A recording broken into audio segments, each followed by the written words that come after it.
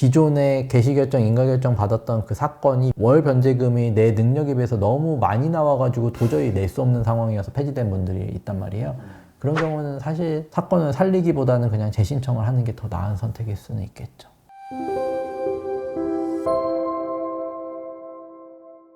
회생을 지금 고려하시는 분들 중에서 여러 가지 경우의 수를 한번 생각해 보게 될 것 같은데요. 네.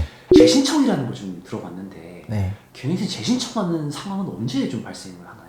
기각되거나 폐지되거나 둘 중에 하나, 아니면 오래전에 개인회생 진행해서 면책 받았었는데 또 다시 재정상의 위기가 와서 하시는 분들, 요 정도 세 개로 압축할 수 있을 것 같아요. 그러면 말씀 주신 그런 상황에서 이제 기각이 되고 나면 네. 어떻게 되나요? 뭐 재신청을 할 수 있는 데까지 시간이 얼마큼 소요해야 된다든지 그런 것들이 좀 궁금합니다.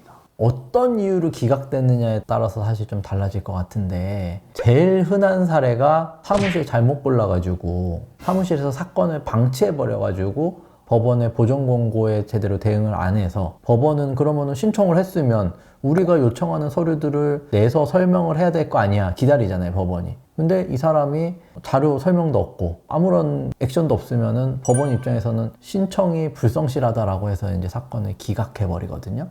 이런 경우라고 한다면은 기각된 지 7일 이내에 즉시항고를 하면 되거든요. 바로 즉시항고를 하고 기존에 제출하지 않았던 보정서류라든지 법원이 설명을 요청하는 부분들을 잘 설명해서 내면은 사건은 다시 살려서 진행할 수는 있어요. 기각 취소 결정을 내려주거든요, 항고심에서. 그러니까 사무실에서 사건을 제대로 진행을 안 해서 기각된 경우는 법원이 요청한 서류들을 잘 내면은 사건을 다시 되살릴 수 있는데, 예를 들어서 정말로 불순한 의도로 신청한 경우도 있을 거 아니에요.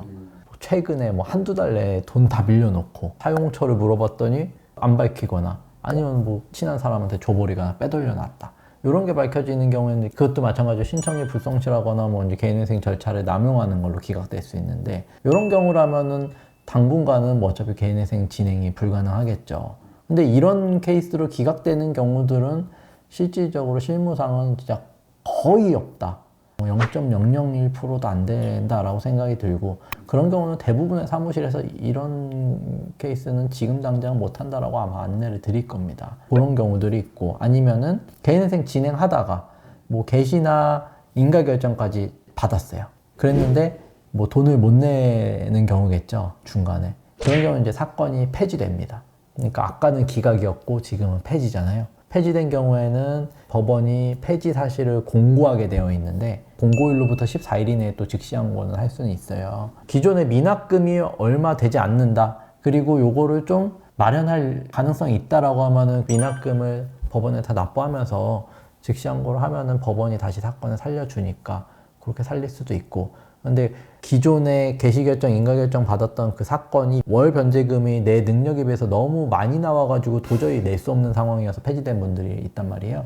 그런 경우는 사실 사건을 살리기보다는 그냥 재신청을 하는 게 더 나은 선택일 수는 있겠죠. 방금 말씀 그런 케이스는 바로 또 신청 가능한 건가요? 네, 바로 가능합니다. 재신청은 언제든지 얼마든지 가능하죠. 그러면 절차적인 측면에서는 처음 신청하는 거랑 재신청이랑 비슷한가요? 아니면 차이점이 좀 있을까요?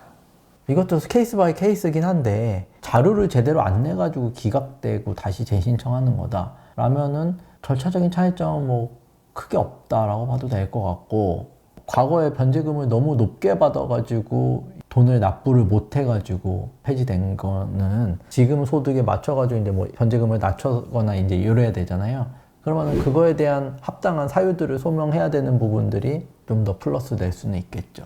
그리고 기존에 신청했던 시점과 현재 신청했던 시점 사이에도 또 많은 일들이 벌어졌을 거 아니에요. 채무자의 어떤 계좌 내역이라든지 뭐 이런 거, 그 기간 동안의 어떤 사용 내역이라든지 이런 부분들을 이제 법원이 또 확인을 하겠죠.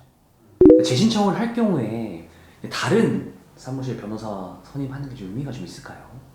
개인적인 사정으로 변제금을 그냥 미납해서 폐지된 거다 라고 하면은 기존에도 어차피 잘 처리를 해준 거잖아요. 그 사무실에서 잘 처리해줘서 잘 결과가 나왔는데 전적으로 뭐 나의 사정으로 돈을 못 냈다라고 하면은 굳이 뭐 이제 변호사 사무실 바꿀 이유는 없을 것 같다라고 저는 생각이 드는데, 그게 아니라 변제금을 충분히 낮출 만한 여지가 있었는데 높은 변제금으로 법원에서 요구하는 보전 권고 내용 그냥 그대로 다 반영하고 비판적 검토 없이 의뢰인이 감당할 수 있는 수준보다 훨씬 더 높은 수준으로 이거를 받아줘서 어차피 사무실 입장에서는 개시결정 인가결정 받아줬잖아. 그럼 우리는 사건 성공한 거야 라고 해서 그냥 끝내버리면 그만인 건데 그런 경우로 어쩔 수 없이 월 변제금이 감당할 능력이 안 돼서 폐지된 거다 라고 하면은 그때는 이제 내 상황에 맞춰서 조금 더 변제금을 낮춰줄 수 있고 법원이랑 좀 잘 다퉈줄 수 있는 사무실 선택하는 게 더 좋지 않을까 싶어요.